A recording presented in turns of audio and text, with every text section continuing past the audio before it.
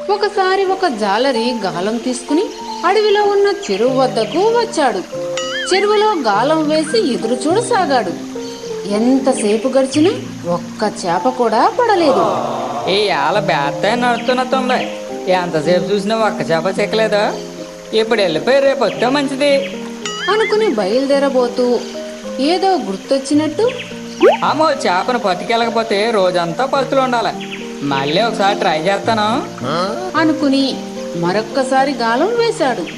కొంతసేపటికి ఒక చిన్న చేప గాలానికి చిక్కుకుంది. అరే పిల్ల చేప, ఎంతసేపు ఎదురు చూసినందుకు ఆ దొరికేదేదో కాత పెద్ద చేపైనా దొరకలేదు. మరి ఇలాంటి పిల్ల చేప దొరికింది. ఏదోలే, గుడ్డి కన్నా మెల్లనయ్య అన్నట్టు ఈ చేపనే పట్టుకెళ్ళి ఎప్పుడో చేసి సరిపెట్టేసుకుంటాను అని దానిని తీసుకునే ప్రయత్నం చేశాడు. ఇంతలో ఆ చిన్న చేప, ఓ జాలరి, నా మాట విను అని అన్నది. ఏటి ఇనేది? నేను నిడిచేసేమంటావు అంతేనా అని వెటకారంగా అన్నాడా జాలరి. అది కాదు, నా ప్రాణ స్నేహితులు కొందరు ఈ చెరువు అడుగు బాగానే ఉన్నారు. ఉన్నట్టుండి వారికి నేను కనిపించకపోతే కంగారు పడతారు, బెంగ పెట్టుకుంటారు. నేను వాళ్ళ దగ్గరకు వెళ్ళి జరిగిన విషయం చెప్పి వాళ్ళతో కొంత సమయం గడిపి వెంటనే వచ్చేస్తాను.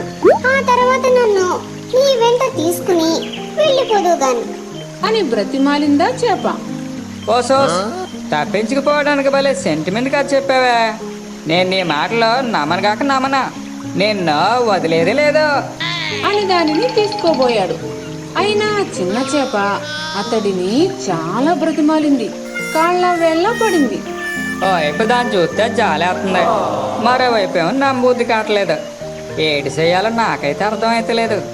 సరే, పోతే పోయింది, పిలిచాపే కదా అని మనసులో అనుకుని, సరే వెళ్ళేసి తొందరగా వచ్చాయి, ఇచ్చిన మాట మాత్రం తప్పకా అని ఆ జాలరి చేపను విడిచిపెట్టాడు. అంతే, ఆ చిన్న చేప ఆనందంతో వేగంగా చెరువు అడుగు భాగానికి వెళ్ళిపోయింది. అక్కడ తన మిత్రులను కలుసుకుంది. కొంత సమయం వారితో సరదాగా గడిపింది. తరువాత నెమ్మదిగా జరిగిన విషయమంతా చెప్పింది. అదంతా విని దాని మిత్రులు కన్నీళ్లు పెట్టుకున్నాయి. తిరిగి వెళ్ళవద్దంటూ ప్రాధేయపడ్డాయి. ఇచ్చిన మాట తప్పితే మనం బ్రతికి ఉన్నా చనిపోయినట్టే లెక్క. ఆ జాలరి నా కోసం ఎదురు చూస్తూ ఉంటాడు. ఇక నేను వెళ్తాను అని బయలుదేరింది. దాని వెనుకే దాని మిత్రులు కూడా బాధపడుతూ రాసాగాయి. ఆ చిన్న చేప మరలా తిరిగి రావడం చూసి జాలరి ఆశ్చర్యపోయాడు. ఓ జాలరి, నేను అడిగిన వెంటనే నా మిత్రులను కలుసుకునే అవకాశం ఇచ్చినందుకు నీకు ధన్యవాదాలు. ఇక నేను నీ వెంట రావడానికి సంతోషంగా సిద్ధంగా ఉన్నాను. నన్ను తీసుకుని వెళ్ళు అన్నదా చేప. సరేనంటూ అతడు దానిని ఆనందంగా తీసుకోబోయాడు. ఇంతలో మరో పెద్ద చేప ముందుకు వచ్చి, ఓ జాలరి, నేను దానికంటే పెద్దదాన్ని. నీకు కడుపు నిండా ఆహారంగా నేను సరిపోతాను.